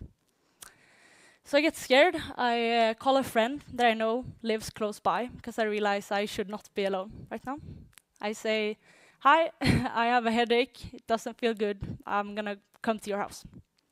So I did, and that was a good thing, because as soon as I got to my friend's doorstep, I collapsed, basically. I fell to the ground, and I started to throw up. So my friend called the ambulance, and it turned out I had a stroke. And who expects having a stroke when you're 24? No one does that. And especially I could never have imagined that I would get a stroke. But I did. And due to fast help and good care in Stockholm, Karolinska, I was treated there, and I managed to, after the circumstances, be okay. I could feel my body, I could move my toes, I could communicate properly, and my parents were there, so even though this was a very shocking experience, right, I was very thankful there and then that things hadn't gone worse. And now, in hindsight, I've learned that the stroke happened due to something called an AVM. I'm not a doctor, maybe some of you are, I don't know, but I know that we have veins and arteries, and in between, there is supposed to be these perfectly formed blood vessel structures, right? And for me, in one part of my brain, that was just a complete mess, something I was born with. And then, unluck, at one point, the pressure got too high and it burst. So that's what happened. Could not have expected it. Yeah, so I'm treated at Karolinska for 3 weeks, and here the focus is just to get me stable, to make sure the swelling in my brain is under control, and make sure I can do basic things like eating food and go to the bathroom, be that independent, right? So that was the focus here, and you know, I was okay, but I also wasn't, because the stroke happened in a part of the brain that controls balance, coordination, and motor skills, right? So it had impacted me in a sense that I couldn't walk independently or stand up. I had double vision for a while. I was generally very tired. I had decreased muscle function in my right side, and also my right hand wouldn't take orders. As I heard some of you say, it wouldn't do as I told it. I don't know what the word is in English, but I also shake when I drink a glass of water and such. And this was tough for me because, you know, I was 24 years old, an athlete. Some of these things that I just mentioned, it was what I considered being my superpowers. So it was tough to think that my life might not look like it always had, and that I would not be able to do things the way I had previously. But I think also the athlete in me somewhere stepped in quite early, because I became very determined that I am going to get back from this. I will recover. For me, there's no other option, and take the time it takes. So with that said to myself was just to get to work. And I was moved to another hospital unit at the Danderyd in Stockholm, focused on rehab. And here I was for 4 weeks. And obviously I've only recorded maybe the more fun parts of rehab. But here you can see I got to do all kinds of exercises. A lot focusing on balance, a lot focusing on getting my hand back in business. I got to practice doing many things at the same time. I even used virtual reality. I saw some of those classes back here, very cool. Here to try to solve tasks with the distractions such as light and sound. And yeah, as you can see, very creative, and big kudos to the physios here at Danderyd, who again was creative with me. But this was also where I was introduced to table tennis, because both the doctors and the physical therapists, they told me, you should play pingis. Ping pong. Pingis might not be a word in English, but sorry. And the hospital here had multiple tables, both in the gym and in the hallways. So I played, as you can see here, with my parents. I played with the physical therapists, and I played with the other patients as well. And in this video, I'm quite advanced. But in the beginning, I even stood with one hand on the walker, one hand on the racket, missing the ball. It was a mess. But it was also a cool way for me to see my progress at the hospital through table tennis. And eventually I got discharged. It was time to get out into real life, and I got recommended that you should continue. And that was something I really wanted to do as well, because I really genuinely enjoyed table tennis. But there I was, 24 years old, never played table tennis before, and just had a stroke. Where do I start? Was my first thought. So I called a few clubs in Stockholm. I got put in the waiting line, big pressure on starting to play table tennis. But I'm quite stubborn, so I wouldn't really accept that. So I decided to Google without any real expectation. I need someone to play ping pong with. Enter.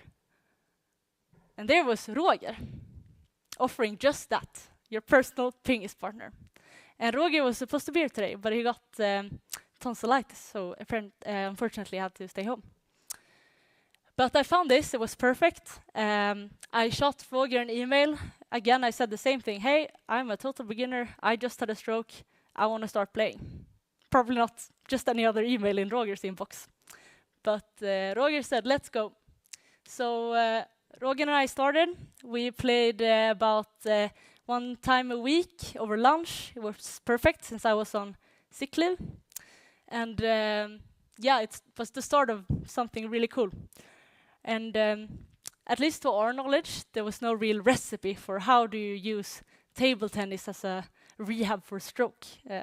We didn't know any, so we had to be creative. And Roger was great here, really put the practices on my level where I was for the day, tried to adapt it to what I needed to be better at. And we did all kinds of exercises. It was varying heights on the balls. It was different speeds. It had me moving side to side, practicing different footwork patterns, even sitting on the floor playing, standing, doing spins, talking, playing with my wrong hand. So very creative, very fun. And here I was doing stroke rehab that didn't feel like stroke rehab. So if I am to sum this up a little bit and what table tennis has really meant for me, starting off, obviously, it's been super effective in my comeback journey to play table tennis. Because if you look at what I was presented with in form of rehab exercises at the hospital, it was really all small pieces that were included in table tennis. Like we talk about eye-hand coordination, we talk about reaction, endurance, balance, being able to do many things at the same time, distracted by sound, by lights.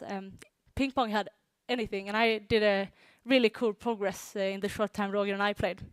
So very effective rehab to start with. Second, ping pong for me from the very start at the hospital was super motivating. A lot of the rehab at the hospital focused a lot on all the things I wasn't able to do. And me, as a high-performing person, always wanting to be perfect, that was tough. And frankly, I felt like I sucked sometimes. And I didn't suck. I was coming back from stroke. But I felt that way, and I got very sad. When I played ping pong, I forgot I was doing rehab. Yeah, so that was super cool and really something I wanted to do. Second on that one is that I told you about my passion for gymnastics. Coming back to the athletic stage again was also hard for me, because whenever I was in the gymnastics context, again, it was so obvious all the things I couldn't do already. So it was tough to be in that. Hence, when I played table tennis, I still got to work on technique as an athlete. I got to be competitive with myself. But here was no prestige. I had no expectations on myself. It was purely just fun. And that's the final thing that I take away. This was has been the light in a quite hard time coming back. So I'm just super happy that I found table tennis and a new hobby in this journey, very unexpected journey. And to sum it up, and to really put the dot to my talk here today, I want to show you a little video from gymnastics. Because, as I told you, it's a big part of who I am. And the final step in my comeback journey, fully recovering from this stroke, it was really to be able to do gymnastics again. And to not be scared of flipping. So I'm just going to end with the video.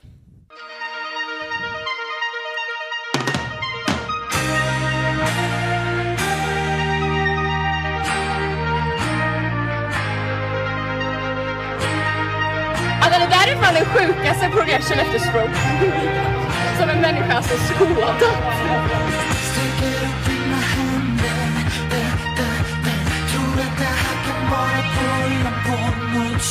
Jag står precis på gränsen och horisonten med någon annans konstruktion. Brukade hata mig själv. Många vreda blev en kedja kring min fot. Men det är någonting ikväll som får mig att tro att vi kan gå igenom den. Och jag får ikväll.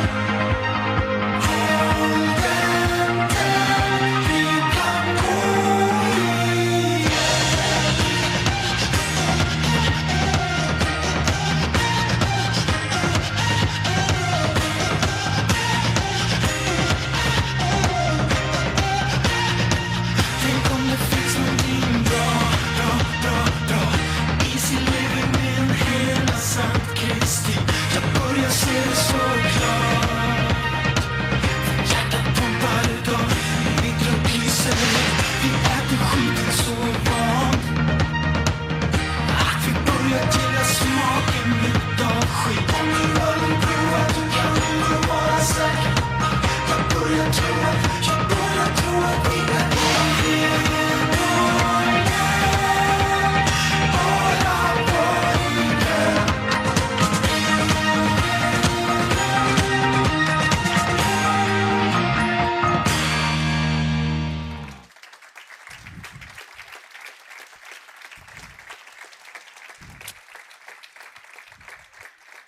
Thank you. And if anyone has any questions, I'm happy to try to answer. Yeah. Oh, the last video. You mean, or you know, I spent my whole life doing something. It's not ordinary. You spend, you know, all the way from you're 2 years old to you're 25. You spend 5 days a week doing something, and to be able to get that back, I can't put words to that. It meant everything for me.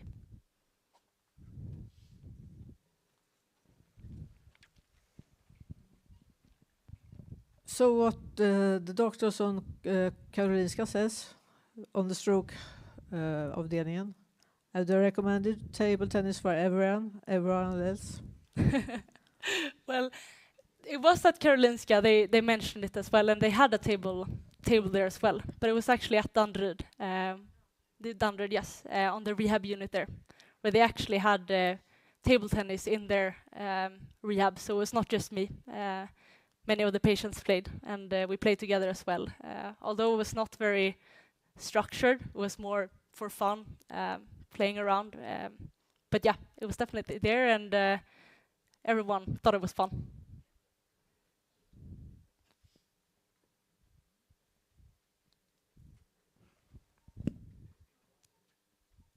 Okay.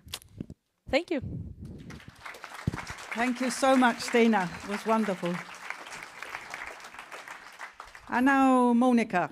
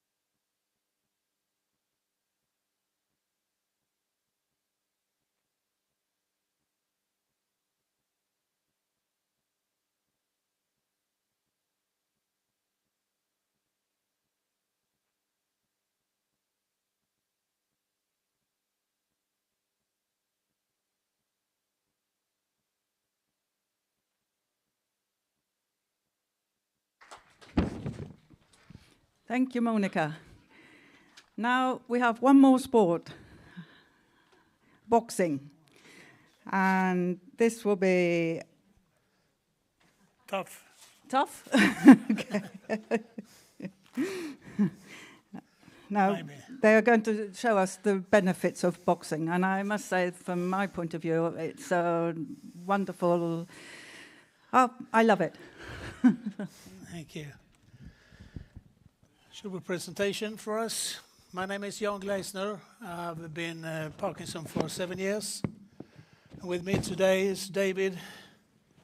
You are Parkinson for 20 years. And you, Jeanette? 17 years. That's it. Of course, boxing is good for everyone because you need to use all your body. But especially for us with Parkinson, it's extra good. This started up in USA as a project called Rock Steady Boxing in 2010, I think it was. And just for people with the Parkinson. And 5 years later, it came to Sweden, to Stockholm, to Beko Narva. Yeah. And started up there. And today, it's about 25 boxing clubs in Sweden who do this exercise for people with Parkinson. Yes, we can take the next picture, I think. David used to say, when we train here in Helsingborg, 50% of his medicine is the boxing. And the first time I don't believe him, but he said to me, that's true. It's 50% of his medicine. And I can see it on him when he don't have trained for a couple of days. You can see it on him. Yeah.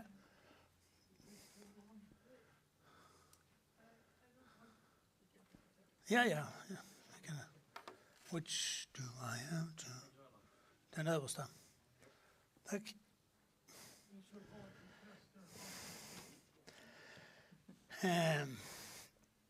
Of course, the heart rate, it goes up for him when he trains, of course. That's very good, of course, and affects the medicines. But especially with this Parkinson training is to combine the physical training with the cognitive training.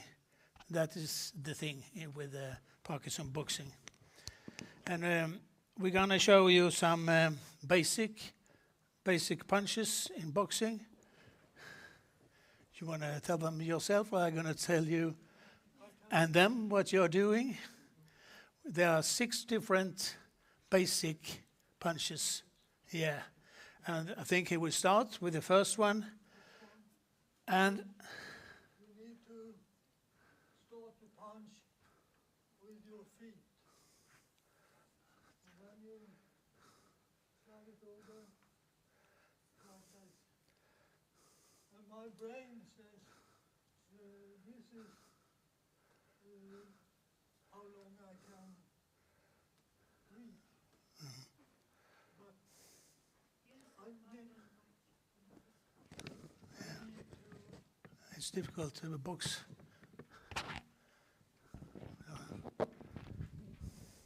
Ska jag hålla? Kan du hålla? I help you.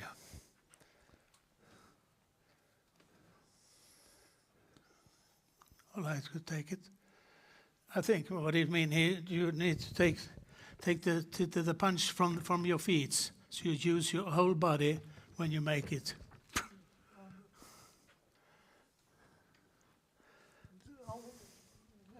Okay. And you throw the punch, you must really stretch out. And that's what you do in the boxing. You do like, you start with your feet and you straight out. The whole body, yeah. The whole Yeah. body. Yeah. To get more power, of course. Yeah. And then you get your right punch. Your hips are moving. Because when you throw the straight punch, And after that comes the other one, you mean? yes, Yeah. and then you push forward The the hip. right punch. Yeah, the hip, yeah. And then you do the left hook. Hip, left hook. You start like this, and then the Right hook.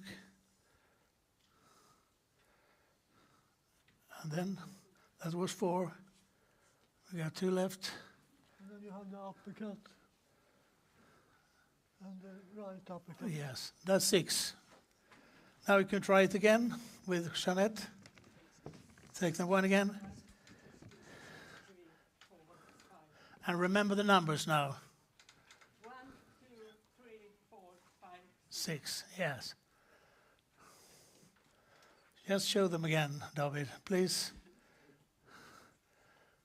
1, 2, 3, 4, 5, and 6.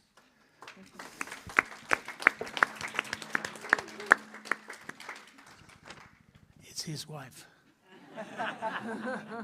He's too calm. Yeah, strike harder, yeah. One more time, please. But not here, not please, no, not there. 1, 2, 3, 4, 5, 6. You remember these 6 numbers? Now we come in with the cognitive thing with boxing. Now I will give them some examples, or David an example with these 6.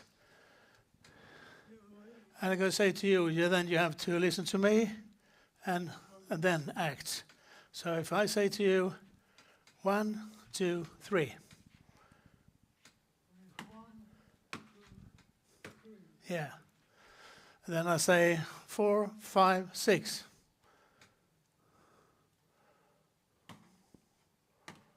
Yes, that's right. Hey! It takes its time, but it has to take its time, so you do the right thing. Should we make it more difficult? No, he said no. Oh my God. 2, 4, 6 then.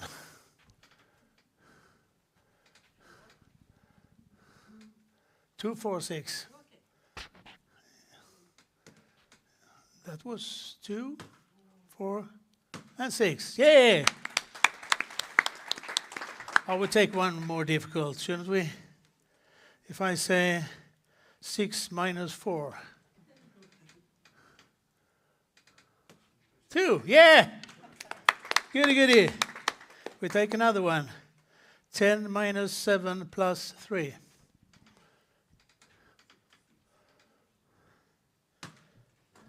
6, right. And you got all messed up in the brain. Why say one more time? You get all messed up in the brain. Yeah. And, it seems so easy, but it's hard. Yeah, it's very difficult, yeah, sometimes, yeah. Sometimes it works very good, yeah, and sometimes not that good. But you still have to do it. Yes. You say something more? No. No?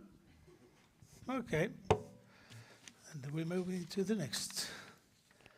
This can even be done in the colors, of course. You can show them a red card or yellow card or green card or black card or white card or something else. So you see the combination, moving and activate the brain. Pardon? Yeah. Thank you. So you have to think before you punch if you're going to succeed. Yeah. What do you think? What do you get out of this to get to participate in the boxing? You see a lot of things. And I think all the experts earlier today have told about all these things. Balance, of course, explosivity, I would like to say. Coordination, strength, concentration, memory, courage, cognitive, cardio workouts. Yeah, everything is there. So I think it's a very good.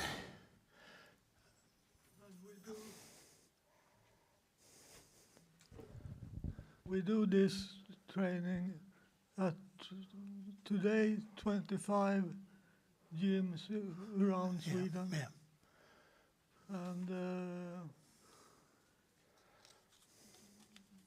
this kind of exercise, you get everything in one session. Yeah. And the session, every session we got, you got this. Yep. And it really do affect. If that's the medicine. Yes, yeah. Like medicine. Yep. So it's important. Now, someone who wants to come up to test this basic. No. Can I try? Juanette, are you ready? 4. Oh, she looks scared. She looks very scared, but I have done it. Huh? Jag får klämma till lite. Ska vi visa filmen också? Okay, we're going to show film also, but Jasmine, I think I need some exercise. That's because I'm doing it.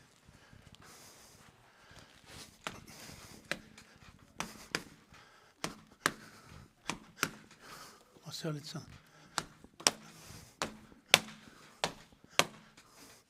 Nej, fel. Wrong.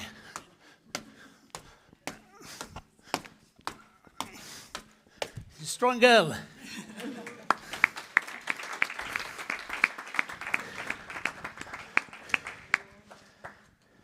Can we show the film? Pardon? Vad ska du göra med det?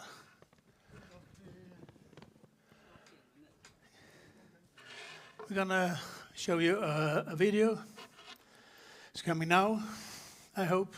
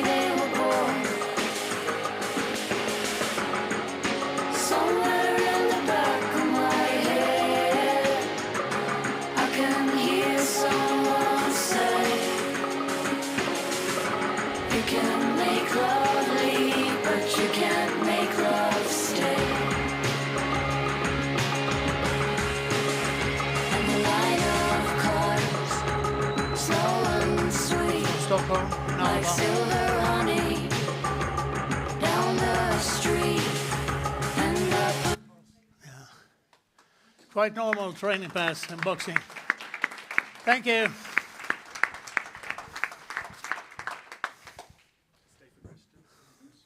Questions?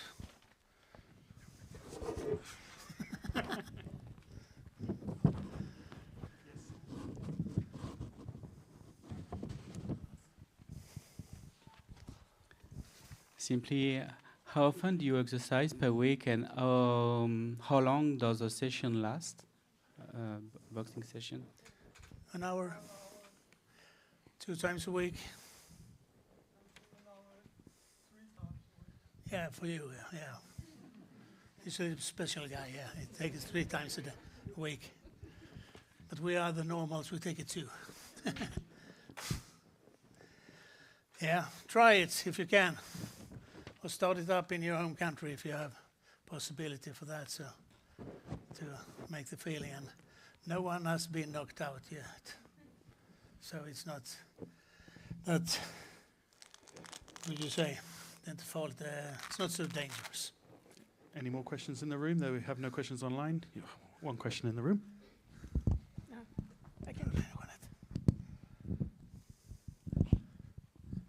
Hello, yeah. Can you still train by digital training? You could that before. Can you still do that? Online training? Not in Helsingborg. Yeah. Yeah, you can still do that. Yeah, okay.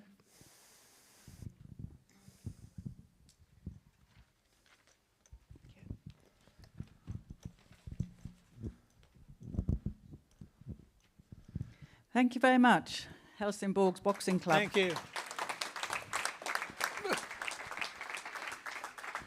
And I would confirm everything they say about boxing. When I first started, I could not get the 1, 2, 3, 4, 5, 6. It took a few weeks, but eventually my perseverance won. I'd like to say thank you very much to all our presentations this afternoon. It's been really interesting, the whole afternoon, and to see the importance of table tennis and also all forms of movement, really for us with Parkinson's. both physically and mentally. It really does help a lot. Also, the presentation this morning was also interesting about the significant gaps in the current research, maybe about sport and the importance of sport for us. But hopefully, we'll be working on it. If you would like the chance to win entry to the World Table Tennis Congress next year in Las Vegas, Nevada, please collect a raffle ticket from on the table at the other end of the room here. So that's the end of today's Congress. Thank you very much for coming, and we hope to see you 5 p.m. tomorrow.